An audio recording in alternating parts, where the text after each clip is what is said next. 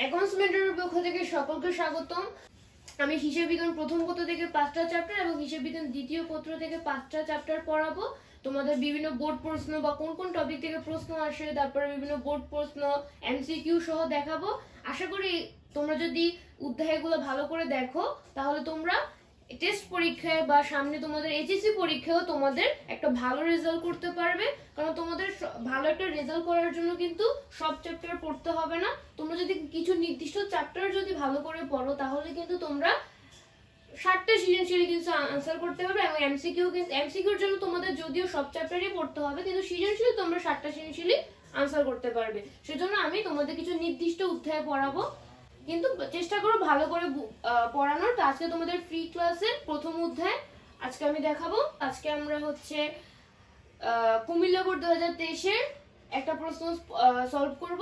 তো তোমাদের প্রশ্নে ক নং হচ্ছে প্রারম্ভিক মূলধনের পরিমাণ নির্ণয় করতে বলছে। তা আমরা প্রথম 1 জানুয়ারির লেনদেনটা একটু দেখি। তো এখানে বলছে জনাব আনোয়ার 2022 সালের 1 জানুয়ারি তারিখে নগদ 2,40,000, 1,40,000 হচ্ছে মূল্যের একটি অফিস সরঞ্জাম এবং 60,000 টাকার হচ্ছে আসবাবপত্র এবং 2 লাখ টাকার প্রদেয় নোট নিয়ে ব্যবসা শুরু করলেন। তো আমরা প্রারম্ভিক মূলধনের পরিমাণ নির্ণয় করার জন্য প্রারম্ভিক সম্পদ থেকে প্রারম্ভিক দায় বিয়োগ করব।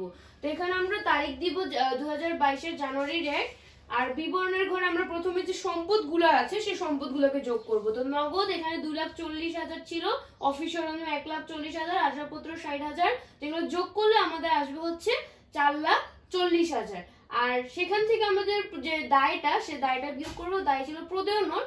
প্রদেয় নোট একটা এক ধরনের যা প্রদেয় হিসাব বা প্রদেয় নোট, এগুলো হচ্ছে বা ব্যাংক জমাতিরিক্ত, এগুলো হচ্ছে প্রতিষ্ঠানের জন্য দায়। তো প্রদেয় নোটের যদি আমরা বিয়োগ করি তাহলে আমাদের আসবে হচ্ছে 2,40,000। তো এটাই হচ্ছে প্রারম্ভিক মূলধন।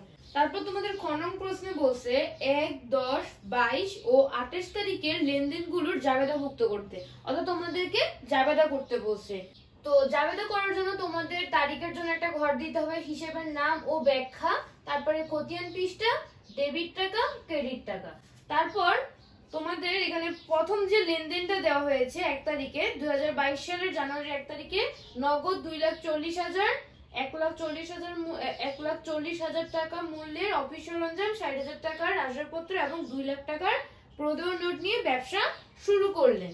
তো এখানে যেহেতু 2,40,000 টাকা হচ্ছে নগদ, সেজন্য আমাদের এখানে কি করতে হবে, নগদান হিসাবকে ডেবিট করতে হবে 2,40,000। আর অফিস সরঞ্জাম হচ্ছে 1,40,000, সেজন্য আমরা অফিস সরঞ্জাম হিসাব লিখবো ডেবিট 1,40,000। আর আসবাবপত্র হচ্ছে 60,000, তো আমরা এখানে আসবাবপত্র হিসাব লিখবো ডেবিট 60,000। আর এখানে তোমাদের প্রদেয় নোট আছে, প্রদেয় নোট হচ্ছে একটা দায় যেহেতু, সেজন্য আমরা প্রদেয় নোট হিসাব দিব ক্রেডিট 2 লাখ।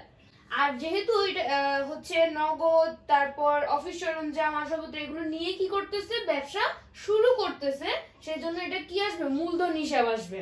তো এখানে মূলধন হিসাব ক্রেডিট লিখে আমরা লিখবো 2,40,000। আর আমরা কিন্তু মূলধনের পরিমাণ হচ্ছে ক নং এ বের করেছিলাম। তো আমাদের মূলধনের পরিমাণ কত ছিল, 2,40,000। তাই আমরা মূলধন হিসাব ক্রেডিট লিখে লিখবো 2,40,000। তারপর জানুয়ারি 10 তারিখে তোমাদের ছিল ব্যবসার জন্য নগদে আসবাবপত্র ক্রয় 10,000 টাকা। যেহেতু ব্যবসার জন্য আসবাবপত্র ক্রয় করছে, সেজন্য আমাদের কি আসবাবপত্র বৃদ্ধি পাবে বা একটা সম্পদ বৃদ্ধি পাবে, সেজন্য আসবাবপত্র হিসাব ডেবিট হবে 10,000। আর যেহেতু নগদে ক্রয় করছে, সেজন্য নগদ টাকা কমে যাবে বা হ্রাস পাবে, সেজন্য নগদান হিসাব ক্রেডিট 10,000। তারপর তোমাদের এখানে কিন্তু ব্যাখ্যাও দিতে হবে। আমি এখানে ব্যাখ্যা দেইনি, কিন্তু তোমাদের কিন্তু ব্যাখ্যা দিতে হবে। তারপরে 22 তারিখে হচ্ছে 20,000 টাকা জমা দিয়ে ব্যাংকে একটি হিসাব খোলা হলো। তো 20,000 টাকা জমা দিয়ে যদি ব্যাংকে একটা হিসাব খোলা হয়, সেক্ষেত্রে কি হবে, ব্যাংক হিসাব ডেবিট হবে, মানে ব্যাংকে টাকা বৃদ্ধি পাবে। তো ব্যাংক হিসাব ডেবিট হবে 20,000। আর নগদান হিসাব, যেহেতু নগদ টাকা জমা দেওয়া হয়েছে, নগদান হিসাব হবে ক্রেডিট 20,000। তারপর তোমাদের 28 তারিখে আসবাবপত্রের উপর অবচয় ধার্য করতে বলছে 8,000। তো এটার জাবেদা হবে অবচয় হিসাব ডেবিট 8,000। আর পঞ্জীভূত অবচয় হিসাব আসবাবপত্র, মানে কিসের উপর আমরা আসবাবপত্র ধরতেছি, কিসের উপর আমরা অবচয় ধরতেছি, আসবাবপত্র। তাহলে পঞ্জীভূত অবচয় হিসাব লিখে আসবাবপত্র লিখবো আর ক্রেডিট করব 8,000। কারণ অবচয়ের কারণে আমাদের যে আসবাবপত্রের যে মূল্যটা, সেটা কি হবে, হ্রাস পাবে বা কমে যাবে, সেজন্য আমরা পঞ্জীভূত অপচয় আসবাবপত্র লিখে কি করব, ক্রেডিট করব 8,000। তো এখন আমরা গণন প্রশ্ন সমাধান করব। তো তোমাদের গণন প্রশ্নে বলছে 1, 5, 15 ও 18 তারিখের লেনদেনগুলো ট্যাবুলার ছকের মাধ্যমে হিসাব সমীকরণে প্রভাব দেখাও। তো সেজন্য আমরা এখানে হিসাব সমীকরণের জন্য ছকটা অঙ্কন করব। তারপর এখানে আমরা তারিখের জন্য একটা ঘর দিব। সম্পদে এখানে আমাদের যে যে তারিখগুলো দেওয়া আছে তার মধ্যে আমাদের সম্পদ আছে 3টা, একটা নগদ, অফিস সরঞ্জাম এবং আসবাবপত্র, এবং আমাদের দায় আছে হচ্ছে, দায়ের পাশে হিসাব আছে হচ্ছে 2টা, একটা হচ্ছে প্রদেয় নোট, একটা হচ্ছে প্রদেয় হিসাব। আর মালিকানা সত্ত্বের জন্য একটা আমাদের একটা ঘর দিতে হবে, আর মন্তব্যের জন্য একটা ঘর দিতে হবে। তো এখানে জানুয়ারির 1 তারিখে 2022 সালের জানুয়ারি 1 তারিখে লেনদেন আমাদের নগদ ছিল 2,40,000, সেজন্য আমরা নগদে লিখছি 2,40,000। অফিস সরঞ্জাম ছিল 1,40,000, তো আমরা অফিস সরঞ্জাম দিলাম 1,40,000, আর আমাদের আসবাবপত্র ছিল 60,000, আর প্রদেয় নোট ছিল 2 লাখ, তো আমরা এখানে 2 লাখ লিখলাম। আর মালিকানা সত্ত্ব আমরা বের করছিলাম হচ্ছে 2,40,000, মানে মূলধন আমরা বের করছিলাম হচ্ছে 2,40,000। আমরা মন্তব্যের ঘরে লিখবো মূলধন আনায়ন। তো তারপর আমাদের 5 তারিখের লেনদেনটা, এটা ছিল আমাদের 1 তারিখের লেনদেন, এখন আমরা 5 তারিখের লেনদেনটা দেখবো। 5 তারিখে বলছে ধারে পণ্য ক্রয় 60,000। তো আমরা যদি ধারে পণ্য ক্রয় করি তখন কি হবে, আমাদের এটা জাবেদা হচ্ছে ক্রয় হিসাব ডেবিট আর প্রদেয় হিসাব ক্রেডিট, মানে প্রদেয় হিসাব ক্রেডিট হবে, কারণ আমাদের দায় বাড়বে, আর দায় বাড়লে কি হয়, প্রদেয় হিসাব ক্রেডিট হয়। তো পণ্য ক্রয় করলে কি হয়, পণ্য ক্রয় করলে ক্রয় হচ্ছে ব্যয়ের মাধ্যমে কি হয়, মালিকানা সত্ত্ব হ্রাস পায় বা কমে যায়, সেজন্য আমরা 60,000 হচ্ছে বিয়োগ করব।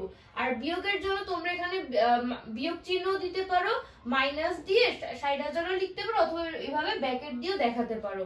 তো এখানে 60,000 হচ্ছে আমরা লিখবো। 15 তারিখের লেনদেনে বসে এই 5 তারিখে যে ধারে যে পণ্য ক্রয় করা হয়েছিল 60,000 টাকা, তার অর্ধেক হচ্ছে নগদে পরিশোধ করা হয়েছে, মানে 60,000 এর অর্ধেক কত, 30,000। তো 30,000 টাকা হচ্ছে নগদে পরিশোধ করা হয়েছে। তো নগদে যদি পরিশোধ করা হয় সেই ক্ষেত্রে আমাদের কি হবে, দায়টা কমে যাবে, এবং নগদ টাকা যেহেতু নগদে পরিশোধ করা হয়েছে সেজন্য নগদান হিসেব ক্রেডিট হবে, মানে কমবে, সেজন্য আমরা 30,000 হচ্ছে বিয়োগ করব নগদ থেকে। আর আমাদের যেহেতু এখানে আমাদের দায় যেহেতু কমবে, আমাদের আগে 60,000 ছিল, এখন 30,000 পরিশোধ করে দিলে আমাদের দায়টা কমে যাবে, সেজন্য আমরা 30,000 কি করব, বিয়োগ করব।